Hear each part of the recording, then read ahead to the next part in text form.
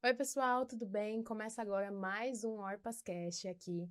E hoje a gente está aqui com um convidado, recebe um convidado muito importante, né, Daniel? Eu sou a Verdade. Amanda aí, para quem ainda não sabe, e a gente está aqui com o cofundador da Central Única das Favelas, escritor, palestrante, embaixador da União Africana, da Vogue, do Carrefour, Notícia Preta, com mais de 25 anos de atuação em processos comunicacionais e gestão social. Atuou também como repórter no RBS e também como repórter e apresentador na Clever Globo. Então aí a gente está aqui com grande prazer em receber Manuel Manuel Soares, Soares. uma Oh, meu Deus pessoa do céu. generosa, Que é isso, cara? caridosa, Difícil que isso, tem né? feito Gigantesco. muito por nós da periferia como um todo, né? Já fazia, faz, né? E continua fazendo, né? É uma constante. Irmão, obrigado por você estar aqui com a gente Oh, valeu, para meu esse irmão. bate-papo. Não, valeu, um prazer todo meu. Eu já vou começar chegando. É isso aí. Meu irmão, como que a ancestralidade guia suas escolhas e o seu posicionamento? Vamos falar já de negritude? Vamos chegar chegando, vai. Cara, eu vou dizer a você que eu acho que a gente não tem resposta para esse tipo de pergunta. A gente tenta entender a nossa ancestralidade e como ela nos impacta, mas a gente não sabe. A gente não sabe até onde o que aconteceu com a gente foi resultado das nossas escolhas, das nossas ações, ou foi uma intervenção da nossa ancestralidade. A gente não sabe até onde o que nós vivemos hoje é fruto da nossa personalidade ou é um desdobramento da nossa ancestralidade. E tem uma coisa que eu acho muito importante nós entendermos, porque geralmente quando a gente fala de ancestralidade, naturalmente nós remetemos à ancestralidade africana. E é natural, porque nós nos identificamos. Só que existem as outras ancestralidades. Existe a ancestralidade indígena, existe a ancestralidade asiática, existe a ancestralidade europeia.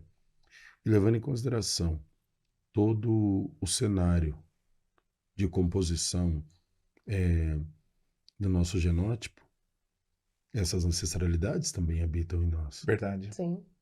Então, eu acho que a gente precisa ter muito cuidado, porque a informação que define a cor da nossa pele é pouco mais de 20% da nossa informação genética. Tem muita gente aí com a pele clara que também é fruto de uma ancestralidade africana. Tem muita gente com a pele escura que tem aí uma grande ancestralidade eurocêntrica. Verdade. Então eu acho que quando nós começamos a pensar ancestralidade, acho que é muito importante que a gente pense muito como que a espiritualidade como um todo se conecta e nos influencia. Porque aquela coisa, Jesus Cristo é um ancestral, a gente pode chamar assim, a gente pode chamar, sei lá, Buda de um ancestral. E tem uma coisa muito importante, ancestral foi aquele que veio antes de nós, é isso que define o ancestral. Se for assim, Judas Iscariotes também é nosso ancestral. Se for assim, Mussolini também é nosso ancestral. E essas ancestralidades, elas estão aí. Geralmente, quando falamos de ancestralidade, a gente tenta falar só, né? Nosso ancestral foi Mandela. Uhum. Nosso ancestral foi Mahatma Gandhi. Né? Mas Stalin, será que foi também nosso ancestral? Se pensar, né? Então, acho que é importante dar uma refletida. A gente vê hoje com a força da internet as pessoas se consultando com chat GPT, com Hum. inteligência artificial, com Google. E eu ainda vou seguir nessa linha. E a gente vê a sociedade, eu vou falar assim, ladeira abaixo, né? Impressionante, né? Um pensamento cada vez mais superficial, a cabeça de muitos jovens, e eu nem acho que a culpa seja deles, mas é uma tela de celular que vai pipocando de uma coisa para outra, dificuldade de se concentrar, de se aprofundar.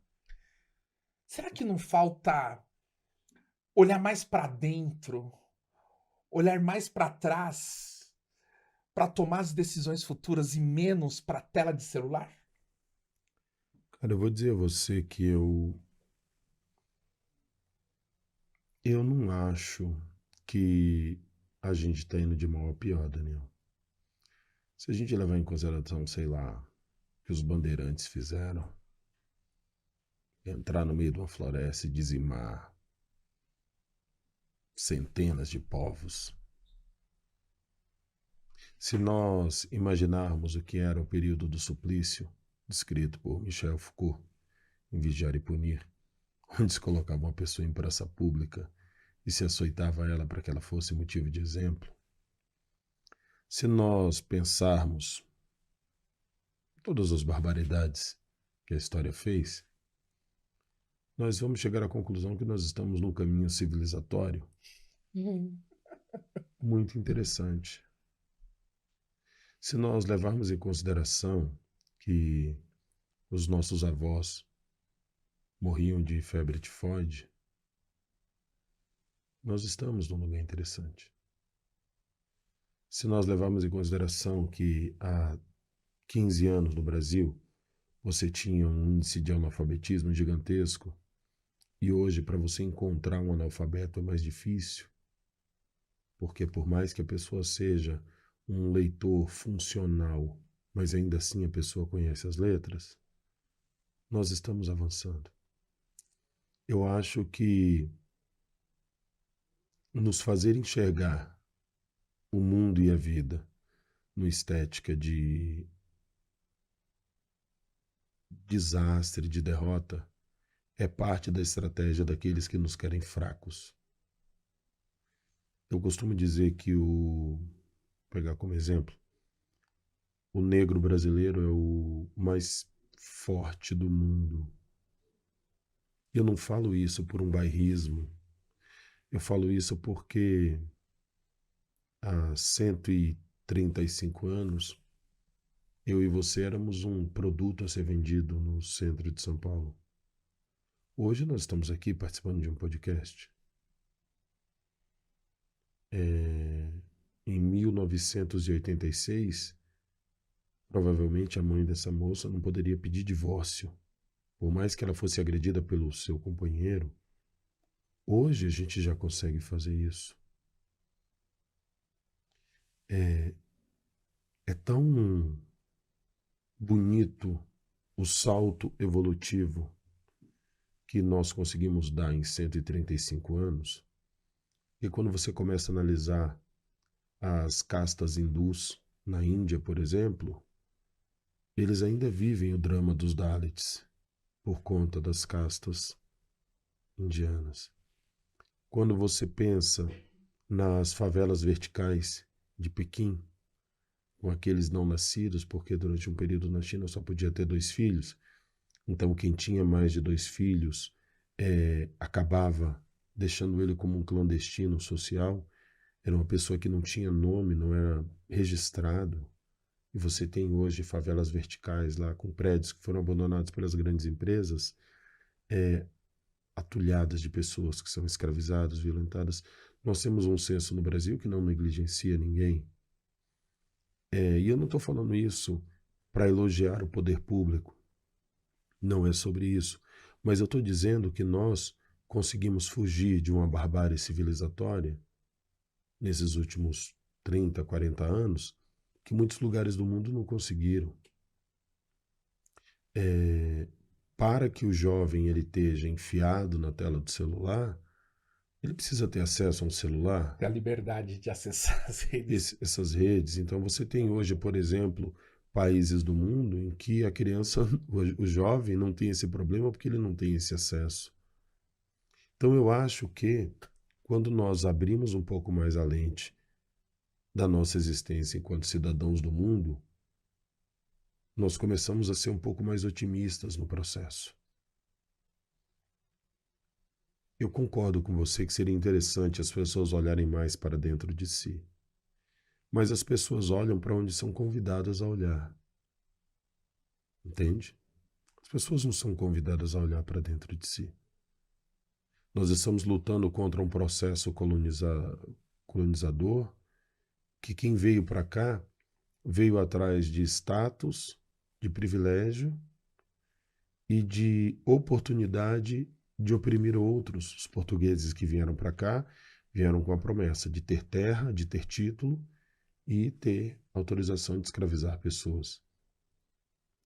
Então, parte dessa estrutura, que é uma estrutura invisível, ela ainda habita dentro da história.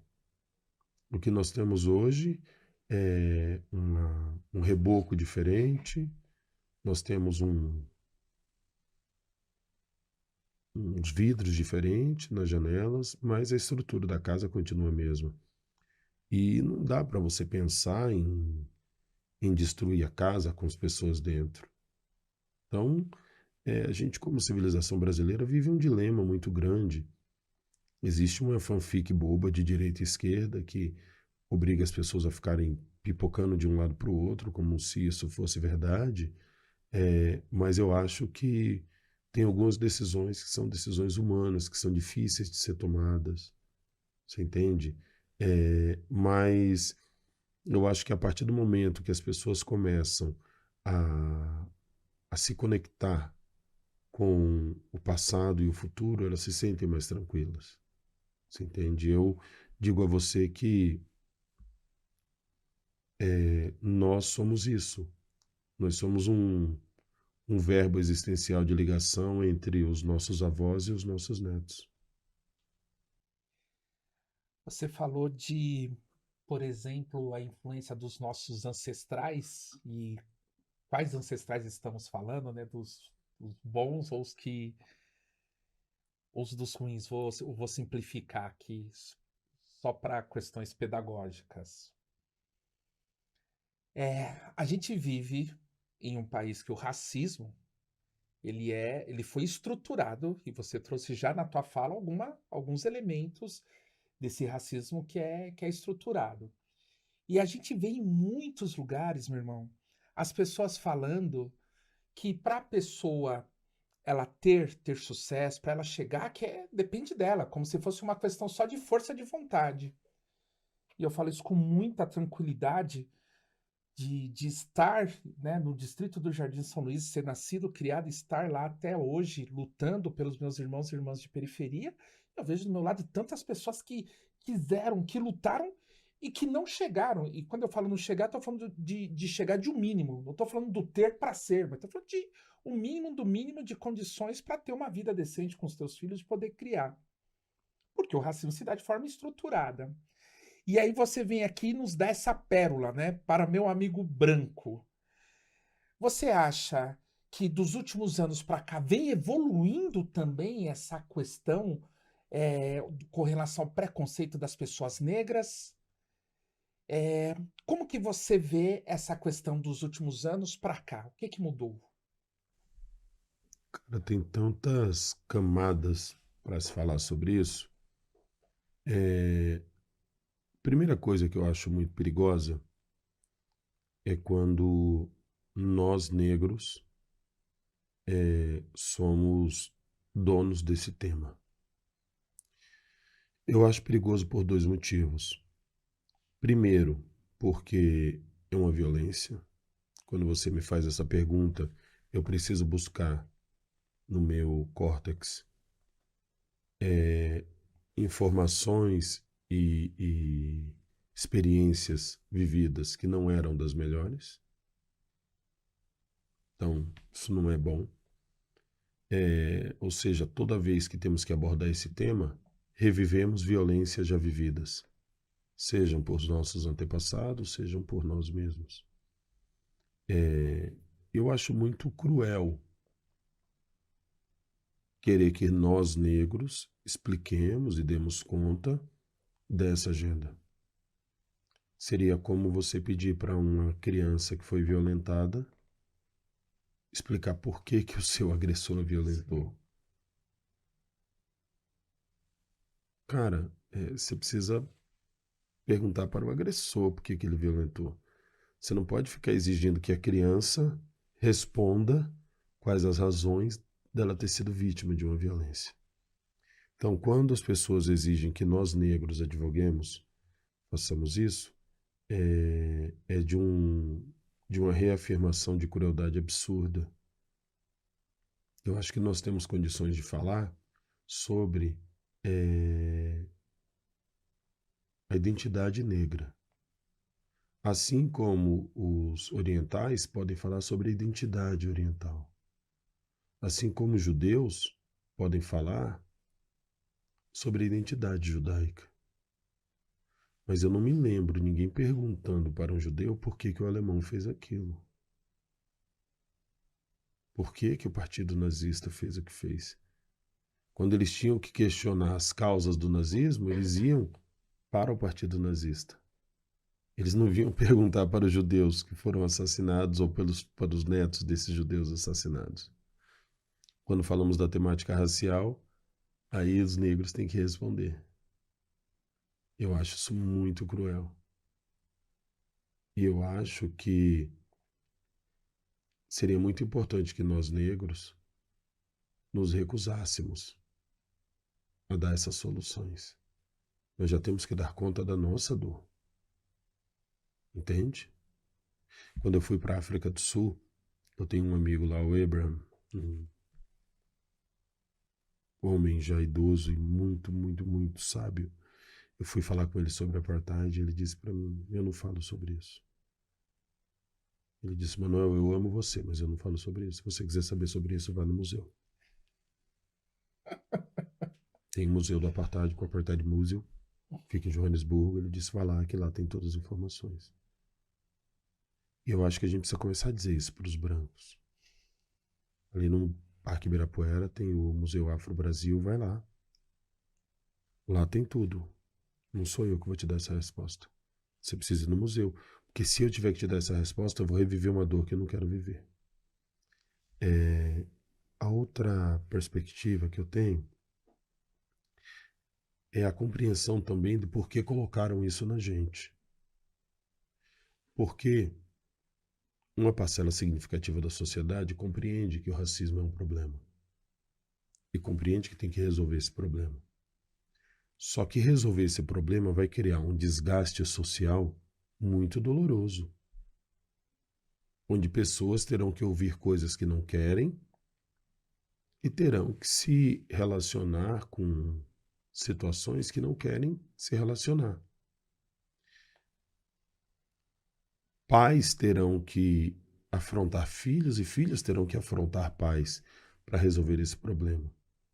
E eles não querem viver esse desconforto. Então vamos fazer o seguinte, vamos colocar esse desconforto no corpo do Daniel. Daniel, resolve o problema do racismo pra gente. Fala sobre o racismo pra gente. Você pode falar porque você tem lugar de fala, viu? E a partir daí, todas as cicatrizes e todas as descompensações dessa abordagem ficam na sua conta. Pois é, não vamos colocar o Daniel não, porque, o Daniel vai vir falar de racismo, é complicado. E aí, quando menos espera, você acaba sendo afastado de espaços por conta disso. Fora que o que o Daniel sabe sobre cozinha não é relevante. O que o Daniel sabe sobre moda, sobre beleza, sobre geografia, não é relevante, porque a gente vai chamar o Daniel para falar de racismo.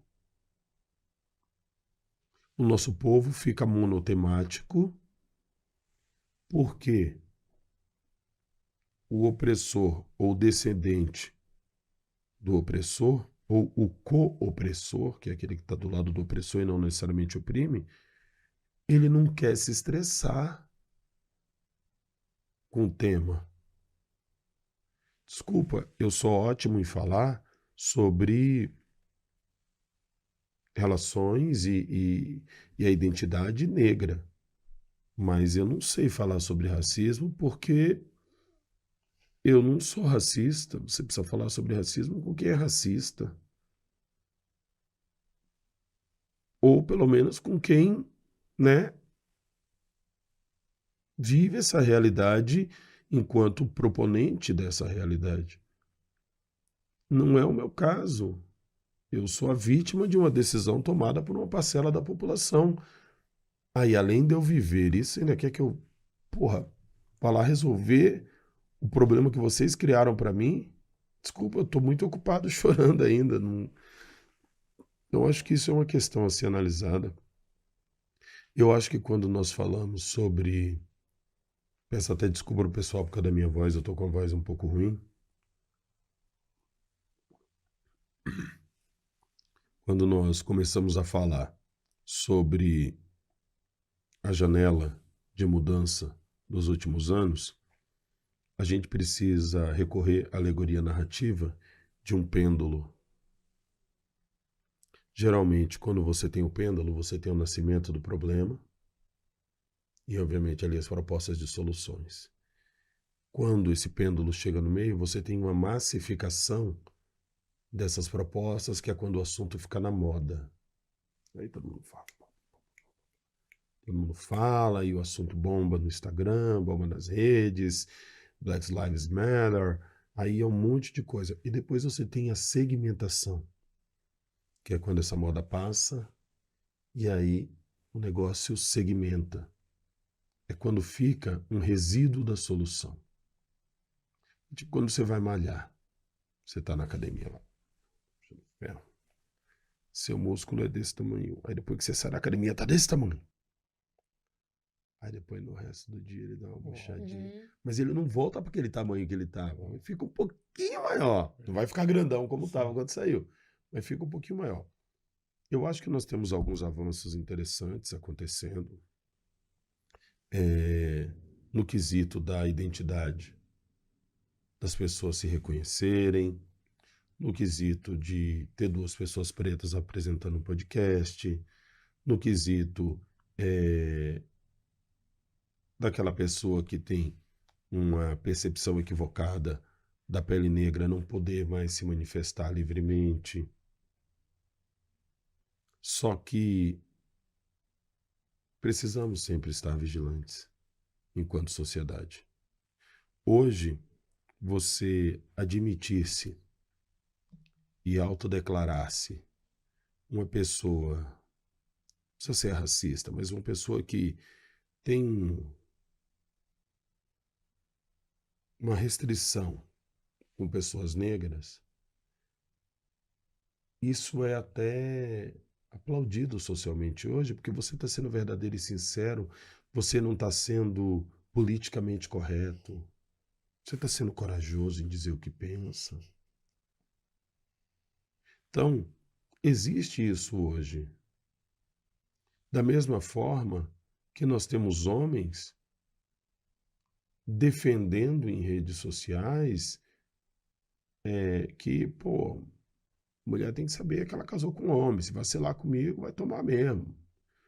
E isso vira um discurso, né?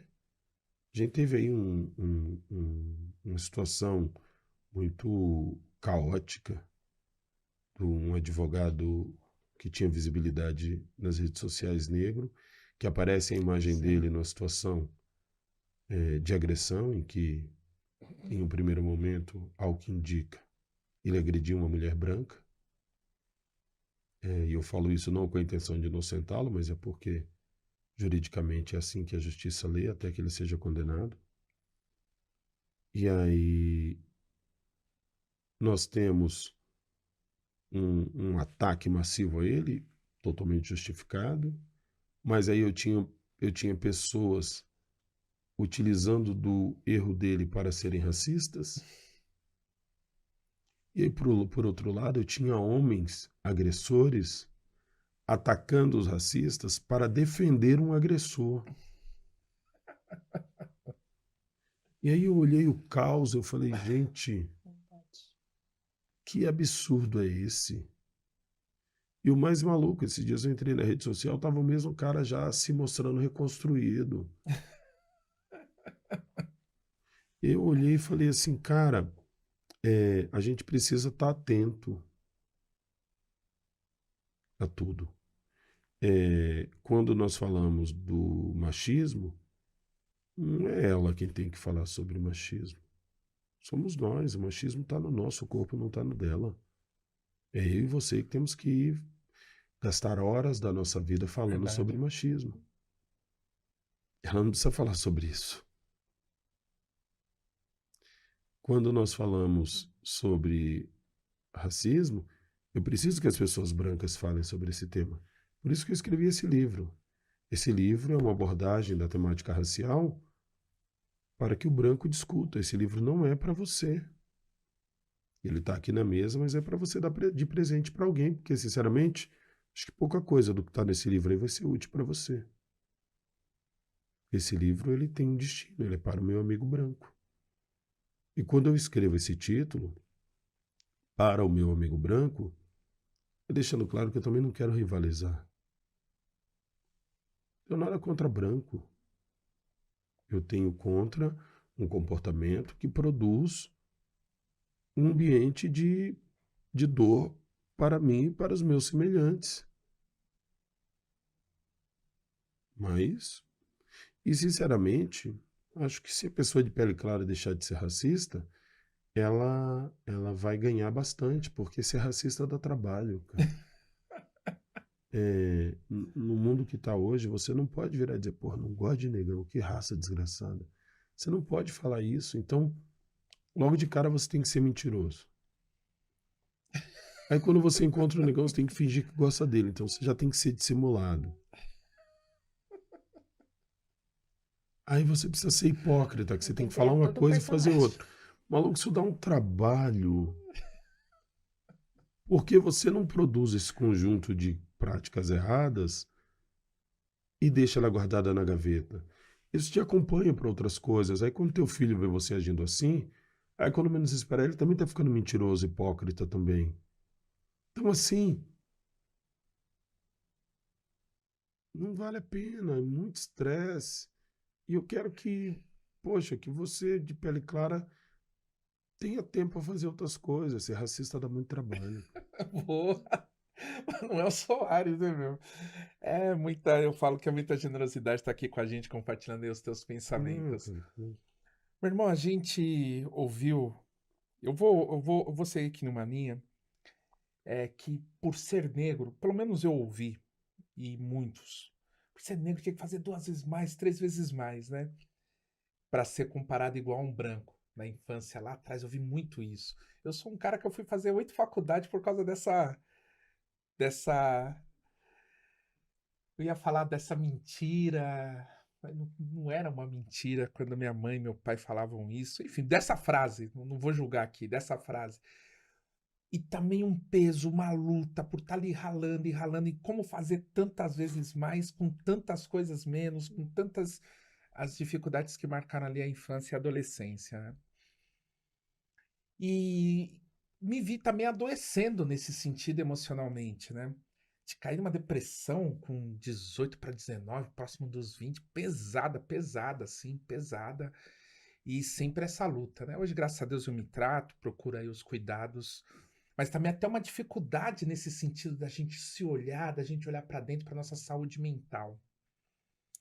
Você acha que o nosso povo, e aí eu vou fazer um recorte, eu vou falar, você acha que os homens, independente da sua etnia, olham um pouco para a saúde mental e você consegue ter um olhar de recorte para o nosso grupo étnico, pretos e pardos? Cara, não tem como não falar sobre isso sem você fazer uma linha do tempo, né, cara? Porque é, o mundo ele não se constrói do dia em que a gente nasceu. A gente vem para um mundo que já estava construído, né? E a gente é um animal que se educa a partir da imitação. Quando nós temos uma realidade de de civilização que vem da Europa para cá, pessoas muito frágeis, né? Porque era a periferia da Europa que veio para colonizar o Brasil, né? A gente era uma colônia.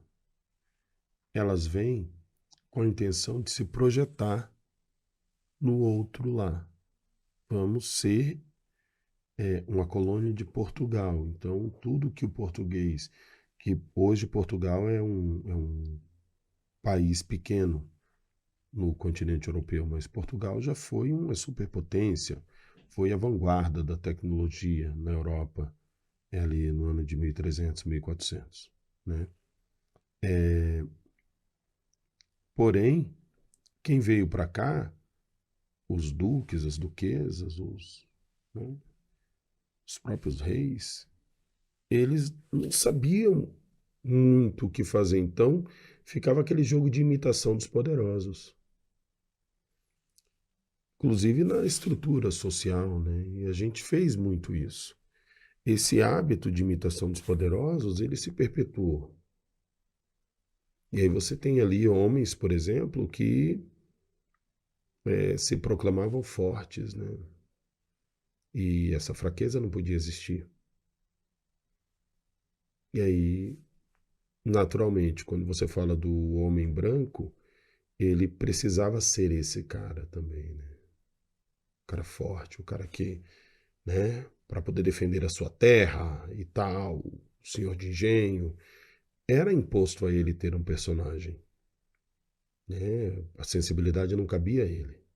Até porque você tinha os franceses que eram tidos como afeminados, porque eles usavam bastante perfume e usavam aquelas roupas pomposas. Poucas pessoas sabiam que eles usavam bastante perfume porque não era um hábito do banho, e as roupas pomposas era para esconder os odores, não era para, né? Mas o português não queria aparecer com aqueles franceses. Então ele era mais duro, mais rústico. Quando você fala do homem negro, que era outra ponta dessa paternidade que nós temos hoje, você tinha homens que vinham de um processo escravagista. Esses escravizados viam seus filhos e os filhos choravam quando sentiam falta dele.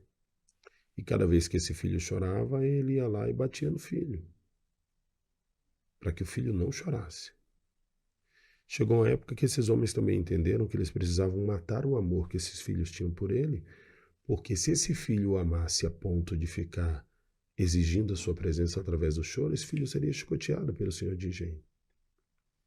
Então a maior demonstração de amor de um pai escravizado naquela época era matar o amor que seu filho tinha por ele. E nós aprendemos que o exercício correto do amor é não amar, para que o amor não seja um ponto de fraqueza.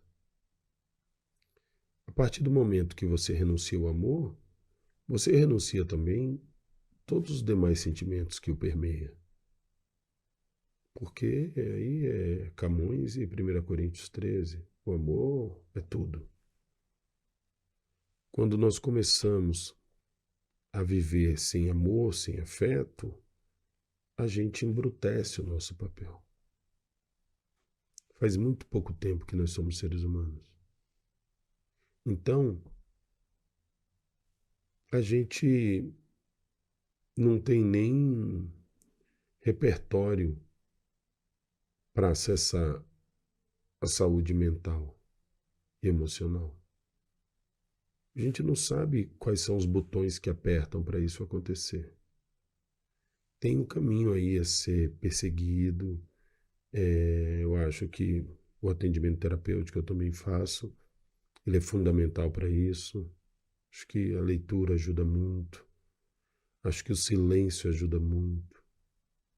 Não achar que você está com as respostas. A gente precisa lembrar que os nossos pais, os nossos avós foram educados por um processo de ditadura, onde o sim senhor e o não senhor é que vigorava, onde essa política de ser melhor que o outro era o que poderia, sei lá, tirar você da alça de mira de alguma situação letal. Então, cara, eu não sou a melhor pessoa para dizer isso, porque eu também já fui um pai muito rígido, né? Eu tenho filhos e tal. Mas o que eu posso dizer a você é que estamos num momento de construção muito interessante das gerações futuras. Alguns dos nossos estão tentando curar os seus traumas. O menino bota cordão de ouro no pescoço para tentar valorar o seu corpo, porque já que a pele não vale nada, então quando tiver com ouro ela vale. Isso é uma forma de curar o trauma, de curar sua dor mental e emocional. O outro coloca nota de R$ 100 azul no bolso, talvez para compensar a nota azul que não teve na escola. O outro empina a moto para ter a sensação que ele está mais alto, que ele subiu em algum lugar. Então, nós estamos o tempo todo tentando curar as nossas dores. O cara que está na esquina tomando uma cachaça às 9 horas da manhã, ele está tentando curar a sua dor emocional. Eu acho que a saúde mental, ela é um tema recorrente na história do nosso povo. É por isso que muitos de nós vivemos a realidade do alcoolismo, a realidade da drogadição, o suicídio. Ah, mano, tem muito suicídio na favela. Porque, irmão, o cara da rota dá 3.000 tiros por semana no stand de tiro. Você na favela dá 20 tiros na latinha no campo. Aí você quer trocar tiro com o cara da rota, você acha que você vai viver, pai? Vai dar certo. É um suicídio, né? Isso é suicídio. Isso é suicídio. Você sai com seu carro de R$ 70.000 na marginal, 3 horas da manhã, correndo que nem um louco. É sério que você acha que vai dar tudo certo? Então, assim, existe uma agenda de suicídio não declarado no nosso povo o tempo todo. Então, acho que a temática da saúde mental precisa ser observada com seriedade e ela precisa deixar de ser um tabu dentro da nossa casa. Não é tão fácil olhar para uma situação mental e entender que aquela pessoa precisa de ajuda. É difícil, assim. Porque às vezes você olha e fala, porra, cara, é sério que agora a pessoa vira e diz, poxa, eu não consigo, não vai rolar pra mim, não consigo. Você, não, tu tá de brincadeira, sabe? Às vezes, sei lá, você precisa sair, precisa que alguém fique com a criança, você, cara, eu não tô bem pra ficar com... Maluco, eu tenho que trabalhar, irmão, vou fazer o quê? Agora tu quer me dizer que tu não pode cuidar de um menino de 5 anos porque você tá... Puta, cara, eu não tô bem, cara, minha cabeça não tá legal. Mano, bom, né? Você entende? Então, assim, a gente não tem maturidade ainda para compreender.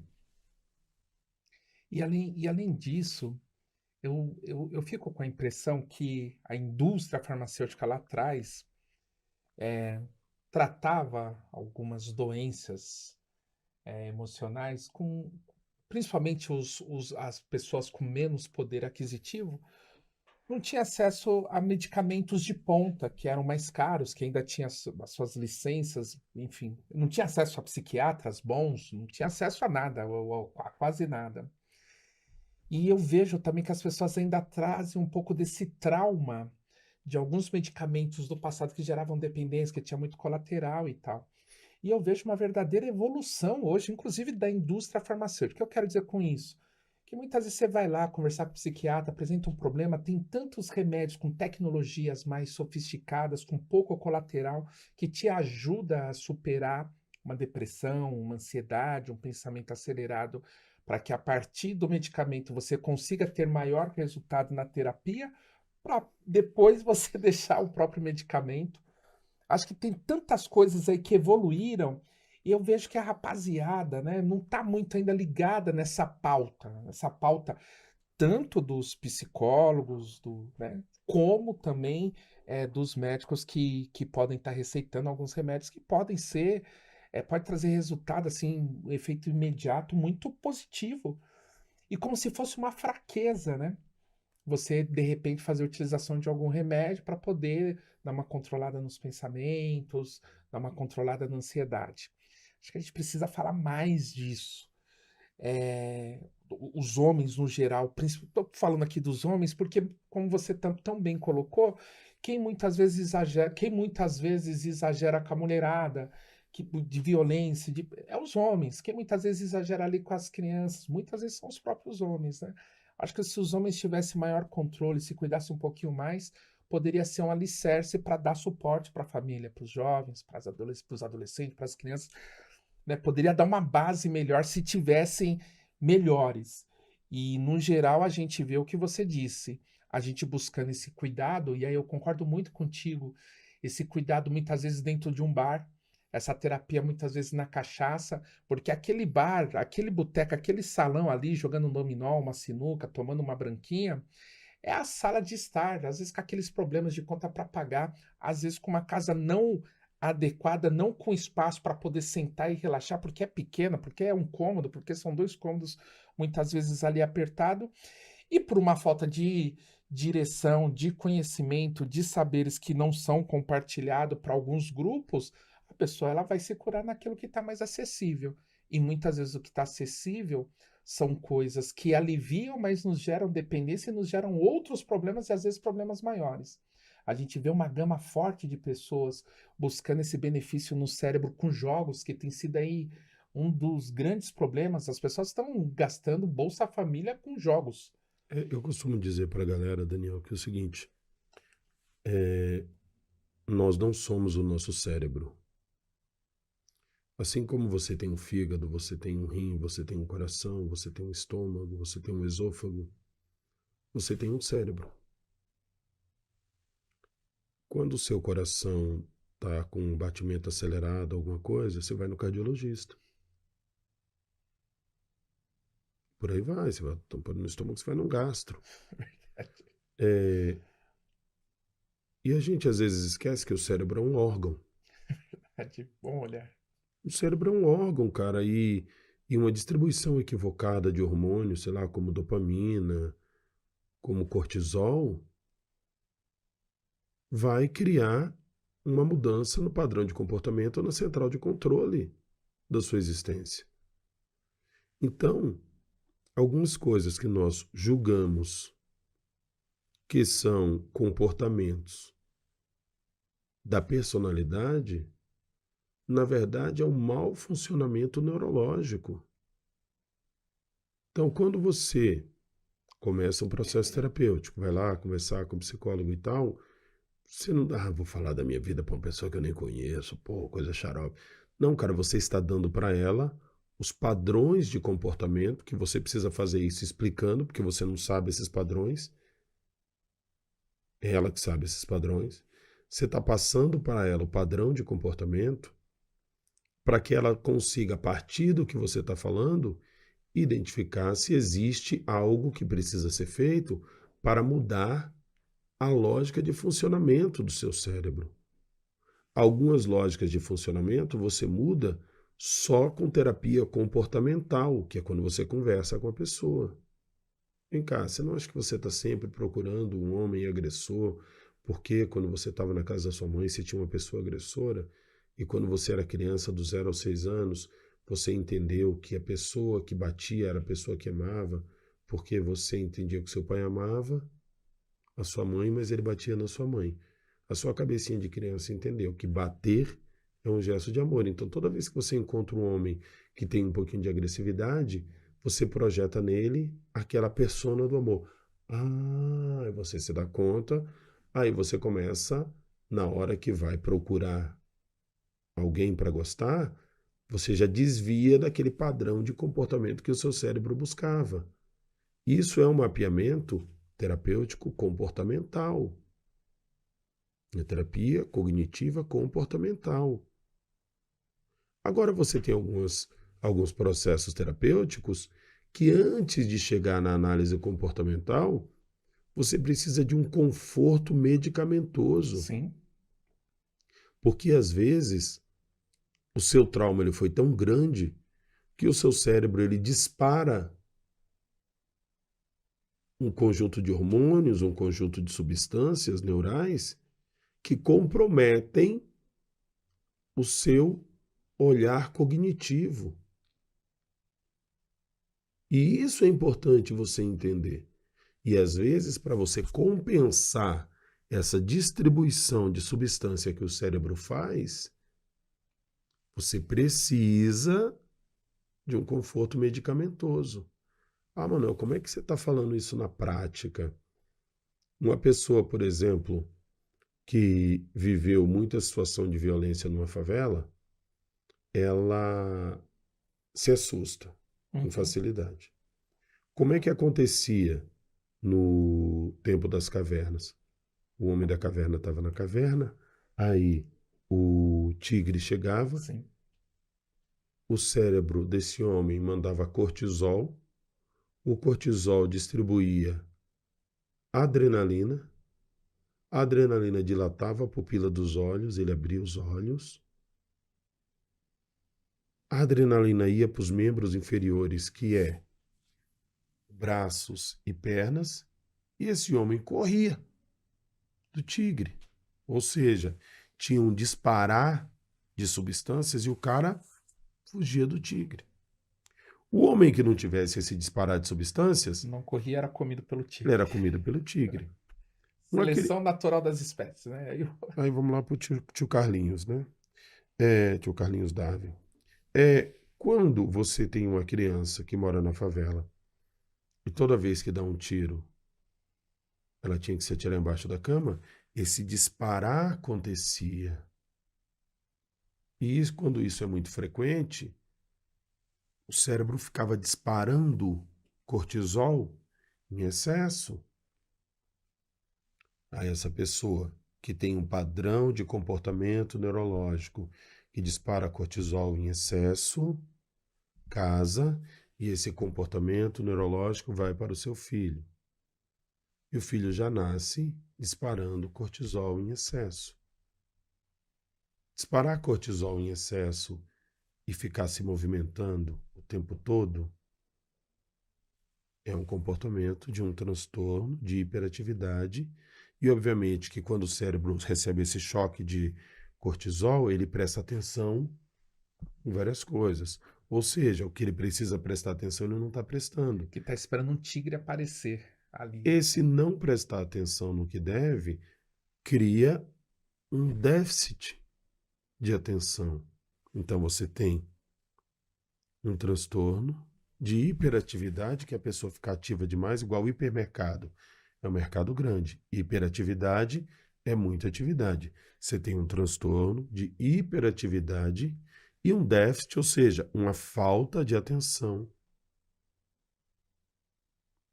TDAH.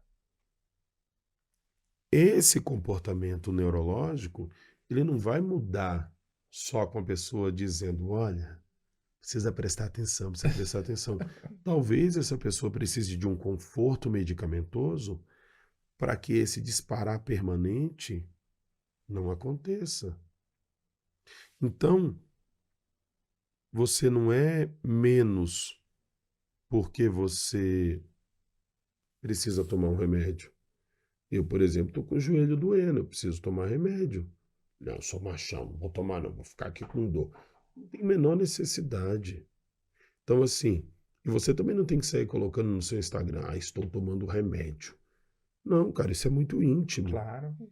Então, assim, eu acho que por uma questão de inteligência, cara. E lembrando o seguinte, quando o seu cérebro não funciona bem, o tigre te devora. E muitas pessoas, às vezes, diante desse sofrimento, né, ocasionado pelo nosso cérebro, vai buscar a droga que está mais próxima, né? E aí, muitas vezes é o álcool, né? E outras substâncias, o que agrava o problema. Pode dar um alívio imediato, mas gerando outros problemas. É muita coisa. Estamos aqui com o Manuel Soares falando de ancestralidade, Você mal saúde tá falando, mental. Amanda. Eu tô Eu prestando vou, atenção, eu gosto de prestar vou atenção, vou te passar a bola ouvir. para a Amanda para a gente entrar aqui sobre paternidade. Eu ia comentar ainda de saúde mental, como que você trata esse assunto com a sua família, com seus filhos também? Cara, a gente vive isso de maneira muito intensa em casa. Eu tenho 2 filhos autistas, eu sou autista, né? Suporte 1, e tenho outras condições neurológicas também. Então, a gente aborda muito isso, conversa, cuida muito quem vai ter acesso à nossa família, porque precisa ser pessoas que também têm uma maturidade existencial para não poluir o que a gente está construindo, entende? O Renan, do inquérito, ele diz que a gente é o que consome, né, na música dele. Sim. E a gente precisa saber o que a gente consome, o que o nosso cérebro consome de informação e tal. Então, em casa a gente é muito chato com isso. Então, filme violento não é uma característica da nossa família. Gritos não é algo que existe dentro da nossa casa. Eu tô com minha mulher há 20 anos, a gente nunca brigou. E não é porque a gente é, ai, que casal lindo, não é isso não, cara. Acho que a Dinora todo dia ela tem um motivo para me esfaquear dormindo. Todo dia ela deve olhar e dizer, que ódio. Mas a gente tem o compromisso de não explodir. É um compromisso diário. E nem sempre é fácil. Então, assim, mas por que a gente tem esse compromisso? Porque eu tenho 2 filhos autistas. Eles verem uma situação de grito, de violência, uma situação de estresse, vai colocar neles uma coisa que não vale a pena, que depois a gente não vai conseguir consertar. Então, eu acho que assim, por outro lado, vem cá, beleza, mano, quando não grita, a gente faz o quê? Bom, irmão, aí você precisa arrumar uma válvula de escape, você me entendeu? Tem muito serviço de terapia gratuito na internet. A mesma internet onde você acessa o Facebook e você está vendo esse podcast, tem acesso a uma internet gratuita. Entende? Então, assim, precisa trabalhar isso, mas é aquela coisa, tem que naturalizar o tema, entendeu, Amanda? Sim. E você com essa agenda mais pesada, vai para lá, vai para cá, viaja o Brasil todo. Alguma dica de como conciliar os afazeres de casa, o cuidado com a família, com os filhos e o trabalho? Como que é aí para quem está aqui nos assistindo, nos ouvindo e te acompanha por todas as multimídias que você aparece? Cara, eu vou dizer a você que estava falando sobre isso um pouco antes de vir para cá em casa. Eu hoje saio muito pouco de casa, assim, né? Eu saio, quando eu tenho que sair, eu faço uma puta de uma programação para passar 3, 4 dias viajando e volto para casa de novo. E não posso nem dizer que é por causa dos meus filhos, é por minha causa. Eu não fico bem quando eu não durmo com meus filhos, sabe? Eu fico mal, o dia parece que não rende. Eu sou muito apegado às crianças assim, sabe? Eu acho que eu vou sofrer muito principalmente com esses pequenos agora, quando der a síndrome do ninho vazio, assim, acho que para mim vai ser uma coisa meio Ó, minha mãe que complicada. tá assistindo a gente, ela tem essa síndrome. Sua mãe tem? É muito complicado, assim. A minha filha mais velha casou e toda vez que eu falo com ela, eu peço para ela voltar. Toda vez. Falo, filha, vem para cá, mora com seu marido aqui, tá tudo certo. Vem ficar com o papai, não tem a menor necessidade, cara. Pô, vem pra cá. A minha mulher, deixa a menina, pô, a menina quer ver a vida dela. Uma luta pra sair, agora tu quer trazer de volta. Mas eu digo a você que conciliar, cara, é você equilibrar prato na ventania. Eu tava dizendo em casa, eu falei, cara, eu acho que eu vou ter que sair mais de casa. Porque tem que trazer o sustento. E Sim. por mais que eu fique tentando articular as coisas pela internet e tal, não sei o quê, tá chegando aquele momento que eu preciso estar presencialmente nos lugares, que eu Sim. preciso estar conhecendo gente e tal, não sei o quê. E aí, sabe? Eu sei quando eu tô fora de casa, a Dinora fica sobrecarregada. Você entende? Então, assim, e quando ela fica sobrecarregada, pô, a qualidade de vida dela não é. Entendeu? E a molecada comigo é outro rolê. Tipo, eles são um quando eu tô e são outros quando eu não tô. Eu Imagino. sei disso. Então, assim, e aí falei pra ela, falei, cara, a gente vai ter que dar uma reformulada em nossa rede de apoio aí, pra ver como é que a gente coloca mais gente nessa roda e tal. Mas pra colocar mais gente nessa roda, você tem que trabalhar mais, tem que trazer mais grana, porque, né, você vai contratar uma pessoa e tal, não sei o quê. Falei, até para que a Nora tenha a vida dela, né, velho? Uhum. Mas assim, por mim, cara, eu ficava com eles. Eu hoje, né, não trabalho tanto com comunicação, tenho mais as minhas empresas e tal, e faço muita reunião online, assim, por vídeo e tal, para poder ficar em casa. É, gosto da área de investimentos, de criar web services para as pessoas, como telemedicinas e tal, não sei o quê, exatamente para que eu não saia, mas não vai mais dar certo, eu vou ter que sair de casa. E eu estou tentando preparar o ambiente para fazer isso, porque é um momento também que os meninos, né, tipo, para eu vir para cá, tava todo mundo atirado em cima de mim no puff e tal. Aí eu aproveitei a hora que eles foram para terapia para poder sair de casa para vir para cá, entendeu? Aí daqui a pouco eles vão sair da terapia e aí eles vão ver que o papai não está em casa, não sei o quê. Então, assim, é um processo, entendeu? E é um processo de você estar balanceando, assim. Eu sempre sigo a filosofia do Balu, do Mowgli, Menino Lobo, lembra? Sim. Necessário, somente o necessário. Às vezes o extraordinário é demais. Então eu vou no necessário. Lá em casa eu divido também, né, essa função do cuidar com a Juliana, né? E a Juliana tá tocando as atividades lá no Sonego Bistrô, então principalmente quarta, quinta, sexta, né, de tarde para noite, sábado o dia inteiro, né? E ela começou nessas atividades no Bistrô esse ano. Eu acho o máximo, porque eu reorganizei as minhas agendas, minhas agendas ia com muita facilidade até 10, 11 horas da noite todos os dias. A vida toda estudando, dando aula, muitas reuniões à noite da política, de negócios, muitos jantares, né? E nesse ano eu tenho me permitido um volume maior no cuidado. E as crianças amam estar comigo lá no meu apartamento, a gente se divide. Pai, quero ficar lá, quero dormir. Eu tenho vivenciado isso de uma forma mais intensa.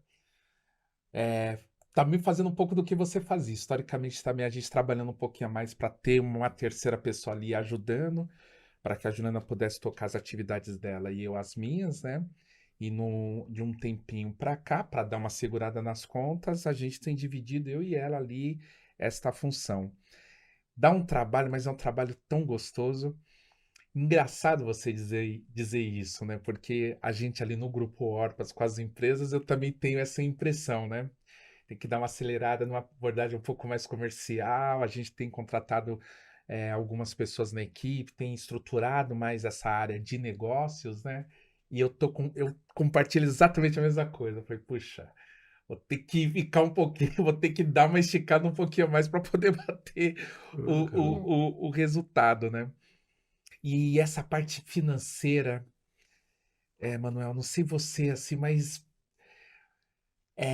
e eu conheço a Dinorá, que é uma gigante, né? Uhum. E aqui eu quero deixar um beijo para a Dinorá, que é uma gigante, gigante, mulher inteligentíssima.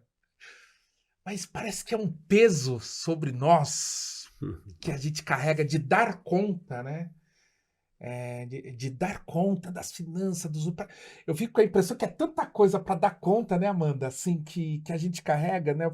A paternidade, a parte financeira, porque parece que historicamente. E graças a Deus isso está mudando, né? Com mulheres como Dinorá, né? Mas a gente vem carregando esse peso. O homem parece que carrega o peso de dar conta financeiramente. E às vezes é denso, é tenso, é pesada essa responsabilidade também, né, Manuel? Cara, eu vou dizer a você que é, a minha vida, ela teve em termos de patamar de consumo e tal, ela teve um downgrade nos últimos anos. E eu tenho refletido muito sobre isso, porque, ó, trabalhava na Globo, a realidade financeira era outra, né? Então tinha uma realidade financeira que era muito mais confortável que a de hoje, por mais que a realidade emocional não fosse tão boa por conta das minhas condições de trabalho ali no contexto. E aí, às vezes a pessoa fala, mas depois de tudo que eu já passei na vida, ter que começar de novo não é problema e tal. É problema. Fazer um downgrade depois que você batalhou pra caramba, pra você chegar num patamar da vida, e você ter que descer esse patamar e começar de novo, é muito pior que daquele começo lá, porque naquele começo você tinha o gás, a juventude Tinha e a gás. esperança de como seria. Agora, inclusive, a sociedade te vê como menos merecedor do que você tem, que você já teve e deixou de ter. E você internamente também se vê como menos merecedor. E aí você precisa encontrar repertório para reconstruir, para recomeçar. O que eu poderia deixar assim de dica para a galera, a primeira coisa é o seguinte: quando você tiver acesso a uma condição de consumo, não mude tanto o patamar. Graças a Deus, assim, eu acho que o que eu posso hoje viver de tranquilidade é que eu não mudei tanto o meu Não se patamar assim. apegar ao que tem, né? Eu acho que é isso. É ter, mas não tá, né? Não tá. Não só o que tem, Dani, mas também é o que pode ter. Tá. Às vezes o cara tem condições de comprar um carro de 500 mil reais. Cara, você precisa mesmo disso? Vai conseguir Compreendo. manter esse cara? Não, E é mesmo Depois, conseguindo manter, né? depois você também. precisa, né? Ou você está fazendo isso. A gente pega o carro assim como um exemplo pitoresco, porque às vezes você vai e compra um carro bonito pra caramba, mas é um carro bonito que só as pessoas vão ver, porque você vai estar dentro dele. Você não vai estar vendo nada. Entendeu? Então, assim, você precisa disso. Aí daqui a pouco você vai lá pagar 18 mil reais no aparelho telefônico. É sério. Você precisa pagar 18 mil no aparelho telefone? Então, você começa a dar uma raciocinada de vem cá, porque depois que você fizer isso, caso você tenha alguma É quase um intercorrência, caminho sem volta, né? E aí, como vai que. ser mais difícil. Então, assim, aí eu volto para a filosofia do Balu. Vai no necessário, vai no que você precisa fazer, sabe? Manuel, eu não sou franciscano, eu não sou adepto da pobreza. Cara, Manuel, pô, você vai para o Rio, você fica hospedado no Copacabana Palace. Cara, e não é pelo status, é porque eu caibo na banheira. Nos outros hotéis a banheira é pequena, nós é grande, cara. Entendeu? Então, assim, eu preciso de um lugar que eu, sabe, Manuel, pô, você morava na favela, agora você mora no Morumbi. Mano, porque falta água e ficar vendo tiro de madrugada não é legal. Eu não quero que meus filhos tenham essa experiência.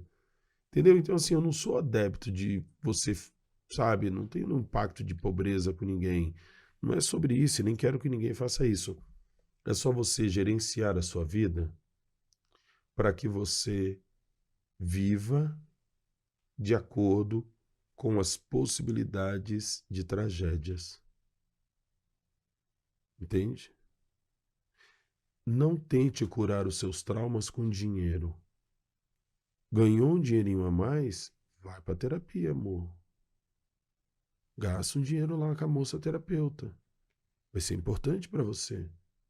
Porque senão você vai tentar compensar as suas fragilidades e os seus traumas emocionais e as suas dores psíquicas no dinheiro. Então eu acho que nós homens precisamos viver um pouco disso. Eu me lembro que o tratamento dos meus filhos, por conta do autismo, acaba consumindo muita grana da gente e tal. E chegou a hora que eu tive que me desfazer do carro. E foi muito estranho, assim, falar, pô, caramba, mano, desfazer do carro, cara. Ficar sem carro, que loucura isso, cara. E depois eu olhei e falei, mano, eu saio com esse carro acho que uma vez a cada 15 dias, Metade do cara. mês tá fora do estado, né? Não leva o carro no avião. Cara, eu vou ficar, entendeu? Não rola assim, entende? Precisar de um carro, eu vou lá, alugo um carro, mas eu cheguei à conclusão que eu nem precisava daquele carro. Você entendeu? É, é, é. E eu comecei a me dar conta, cara, e aí é muito doido, né? Tipo, lá em casa, nós tínhamos na sala de casa duas mesas. Tinha uma mesa que era a mesa de jantar e tinha uma mesa ali na frente da cozinha, que era a mesa que a gente ficava conversando ali, aquelas mesas do papo, né? E aí eu estava lendo um escritor indiano que ele falava sobre o pecado do excesso, né, existente e tal, e que como as coisas elas geravam ansiedade por estarem ali. Aí foi muito doido, cara, que quando eu vi, na minha, eu tinha uma mesa que tinha 8 cadeiras e tinha 6 cadeiras na outra mesa, e na minha casa moram 5 pessoas. Um monte de cadeira. Eu peguei uma mesa que ficava lá, você conhece minha casa, coloquei no Sim, quintal. sim. E só tem uma mesa. Aí eu fui pra cozinha. Porra, tinha uma pilha, cara, com mais ou menos uns 30 pratos. Moram 5 pessoas. Aí o que acontecia? A pessoa comia, botava o prato lá. E quando ela ia comer de novo, ela comia em Pegava outro Pegava prato, outro. botava. sim. A pia vivia cheia de louça. Eu falei, pô, vou guardar. Guardei 25 pratos, ficou só 5 pratos. Agora, quando a pessoa come, ela tem que lavar o prato, pô, senão não tem prato para comer. Uhum. E a gente começou a meio que dar uma secada nas coisas. Eu fui botar roupa fora, cara, roupa que eu não usava. Negão, eu tinha mais ou menos umas, sei lá, quase 100 peças de roupa que eu não usava, cara. Roupa que, sinceramente, eu não vou usar de novo, porque aqui o Manuel comprou aquelas roupas, nem existe mais. Uhum. Você entende? Então, assim, eu acho, cara, que para você que é pai, que às vezes tem a preocupação com grana, com. Dá uma olhada, assim, se a tua vida tá do tamanho que ela precisa ter, porque daqui a pouco tá meio inflado, cara, entendeu? Sei lá, pelo menos é o que eu senti, né? Muito bom estar aqui com o Manuel Soares trocando essa ideia, né, Amanda? Bora de bate-bola, rapidinho? Bora de bate-bola. Ó, eu vou te fazer algumas perguntas e aí você me fala o que vem na sua mente, assim. É um livro que te marcou. Alex Haley, Negras Raízes, conta a história do Kunta Kinte. Muito bom. Um Agora, medo. agora eu tô lendo o Casta, da Isabel Wilkes Winkerson, que fala sobre. O nome do livro é Casta, a origem do nosso mal. É a origem do mal-estar. Muito bom. Um medo. De alguma coisa acontecer com as crianças. Um sonho realizado. Hum, cara, é, dizer pra você que dormir no sofá, cara, isso era uma coisa que minha mãe não deixava eu fazer, dormir no sofá e comer sobremesa antes de comer a comida. Antes do almoço. Hoje eu posso, eu chego no restaurante, vou lá, pego a geleia, como antes, e ninguém pode falar nada, porque agora eu sou adulto, cara. É bom mesmo. Uma comida que não vive sem. Cara, eu gosto muito de arroz e gosto muito de cuscuz. Eu tenho cuscuzeiro em casa, eu faço Nossa. cuscuz. Gosto muito. Você faz ele recheado? Não, não, não. Você Eu faz faço o o tradicional, tradicionalzão mesmo. assim. Quem te inspira? Cara, hoje muito as crianças, meus filhos me inspiram muito, assim. É um conselho que você leva pra sua vida. Que vai passar. Família pra você é? Um estresse que eu amo. Uma música que representa. Hakuna Matata. E um lema.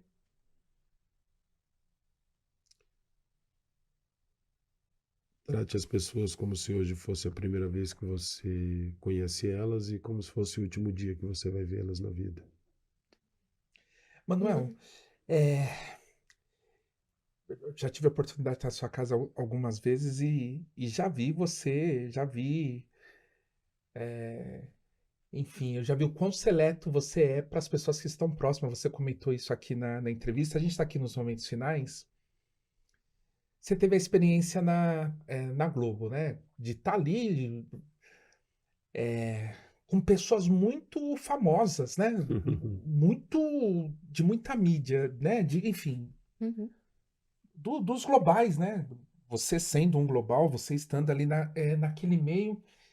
E eu vejo nas múltiplas oportunidades ao longo dos anos, você estando na Globo, você não estando na Globo, enfim, eu vejo você rodeado de seres humanos, como dizer, de seres, eu vou chamar assim de normal, se me permite, né? No sentido de pessoas do dia a dia, professores, pessoas do dia a dia, né? Me parece que você não se envaideceu desse glamour que a grande mídia ela pode dar. Me parece uma impressão, te falo como amigo, assim, olhando, vendo, né, o teu comportamento de sempre estar acessível às pessoas do dia a dia ali, pelo que a gente observa, estando junto, sendo teu amigo.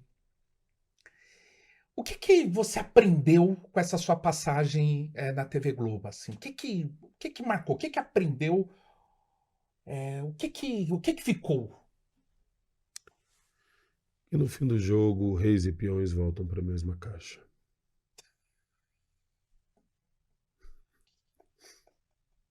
É isso. É isso.